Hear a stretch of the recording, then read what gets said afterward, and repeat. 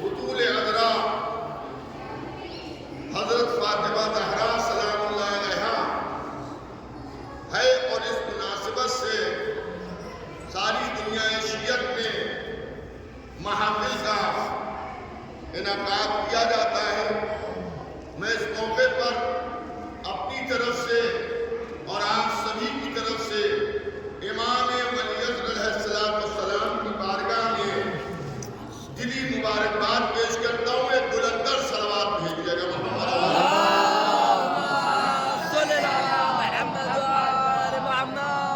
اور اسی کے ساتھ میں جملہ محبان اہل بیت شیعہ حیدر کرار حسین مرحوم کے عزادار اس دنیا میں جہاں کہیں بھی ہے، یوٹیوب چینل کے ذریعے جہاں جہاں میری آواز جا رہی ہے، میں سبھی کی خدمت میں صدیقہ طاہرہ کی ولادت کی مبارکباد پیش کرتا ہوں۔ ایک اور بلندر صلوات بھیجیے گا محمد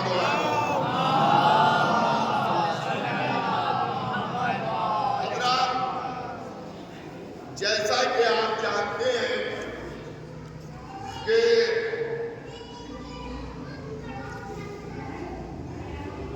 اس محفل میں میری خطابت کا کوئی وقت نہیں ہوتا ہے، جو کہ محفل ترہی محفل ہوتی ہے، اور میں اسی وقت تک ہوتا ہوں کہ جب تک کم سے کم 5 مدعوی شعراء جو طرح میں کلام لے کے آئے وہ تشریف لے آئیں، اس کے بعد پھر آپ ہیں وہ شعراء کرام۔ میں نے قرآن مجید کی جس آیت کریمہ کی تلاوت کا شرف حاصل کیا، یہ وہی آیت ہے کہ جس کے نزول کے طریقے کو حدیث قصائے شریفہ کہا جاتا ہے۔ ابھی آپ نے حدیث قصہ سماعت فرمائی جس میں اس آیت کے نزول کے سلسلے کو بیان کیا گیا ہے۔ صدیقہ طاہرہ کی عظمتوں کے لیے، ان کی فضیلتوں کے لیے ایک رات کیا، جیسے 7 سمندروں کے سامنے ایک قطرہ ہو پانی کا، کیا کہنے ساری عمر انسانی اگر تمام ہو جائے، فضائل صدیقہ طاہرہ پڑھتے پڑھتے تو عمر انسانی ختم ہو سکتی ہے، مگر ذکر صدیقہ طاہرہ تمام نہیں ہو جائے۔ کیا کہنے شہزادی کونین حضرت علی ابن ابی طالب کی کفو ہیں۔ کفو کہتے ہیں ہم اللہ برابری والے کو۔ نبی کریم نے مولا علی کے لیے ارشاد فرمایا ہے کہ اگر علی کے فضائل، مولا علی کے کتنے فضائل ہیں، اسے اس طرح کے نبی نے بیان کیا کہ اگر تمام چیروئنس مل کے، تمام شجر قلم بن کے، تمام سمندر روشنائی بن کے، اور تمام زمین اور آگ بن جائے، تب بھی فضائل علی ختم نہیں ہوگے، یہ سب ختم ہو جائے گا۔ بے شک تو فاطمہ علی کی کفو ہے، تو اگر علی کے فضائل اتنے ہیں کہ جنہوں اس کے لکھنے کے باوجود بھی تمام نہ ہو، تو فاطمہ زہرا کے بھی فضائل اسی طرح کے ہیں۔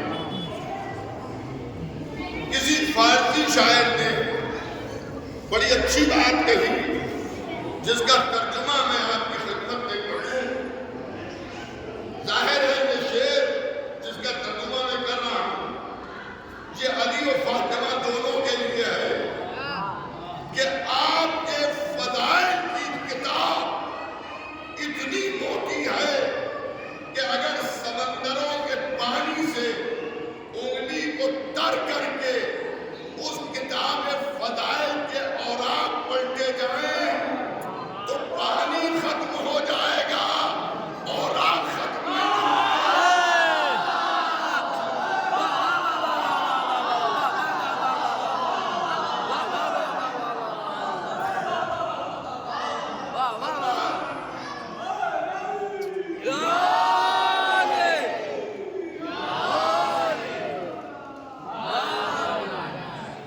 اس دور میں فضائل کی چوری بھی چل رہی ہے. مولا علی کے فضائل بھی چرائے جا رہے ہیں، صدیقہ کے بھی فضائل چرائے جا رہے ہیں. مولا علی کے فضائل کچھ نسلی چور جو خود بھی چور ہیں اور چوروں کے ماننے والے بھی ہیں، وہ کھینچ تان کر دوسروں کی طرف منسوب کرتے ہیں، لیکن چوری کا مال پکڑا ضرور جاتا ہے. اسی طرح سے صدیقہ طاہرہ بطول عذرا حضرت فاطمہ طاہرہ سلام اللہ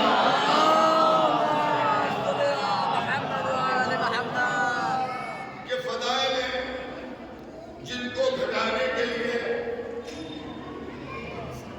لوگ ہمیشہ کوشش کرتے ہیں. کبھی یہ کہتے ہیں کہ بی بی زہرا کی اور بھی بہنیں تھیں، کبھی یہ کہتے ہیں کہ شیعہ بی بی زہرا کے متعلق غرور کر بیٹھتے ہیں،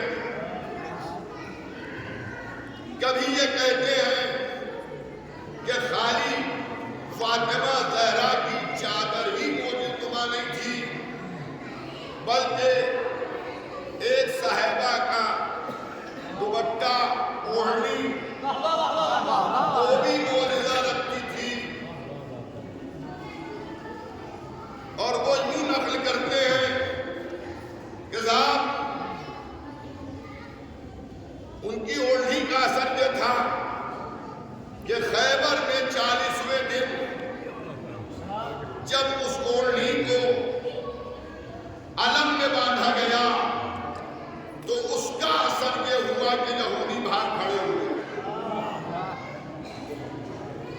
تو میں آپ کی خدمت میں عرض کروں، اگر ہم مان بھی لیتے ہیں کہ اوڑھنی میں یہ اثر تھا تو یہ اثر ذات کی وجہ سے پیدا ہوا نا. جیسے یوسف کا کرتا ہر ایک کا کرتا معجزہ نہیں بنتا ہے.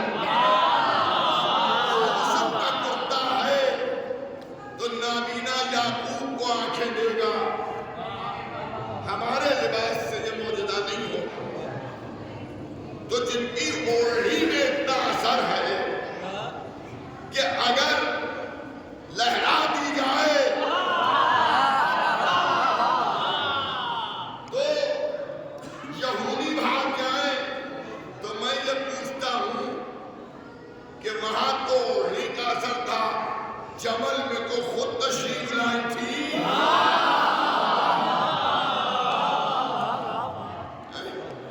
جمل میں تو خود آئی تھی، وہاں کیا ہوا؟ جہاں خود آئی تھی وہاں پر جس ناکے پر سوار تھی اس کے بھی پیر کٹ گئے. تو اس کا مطلب یہ ہے کہ وہ چرایا ہوا مال ہے، پکڑا گیا.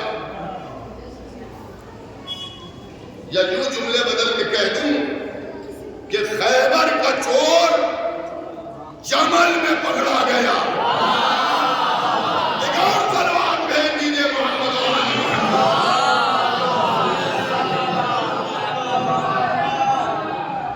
دیکھیے بارگاہ کی محفل ہے اور ماشاءاللہ محبان اہل بیت کا سلسلہ جاری ہے. آپ حضرات تشریف لا رہے ہیں تو صلوات بھی ایسی بھیجیے کہ محسوس ہو کہ اتنے لوگ بیٹھے ہوئے ہیں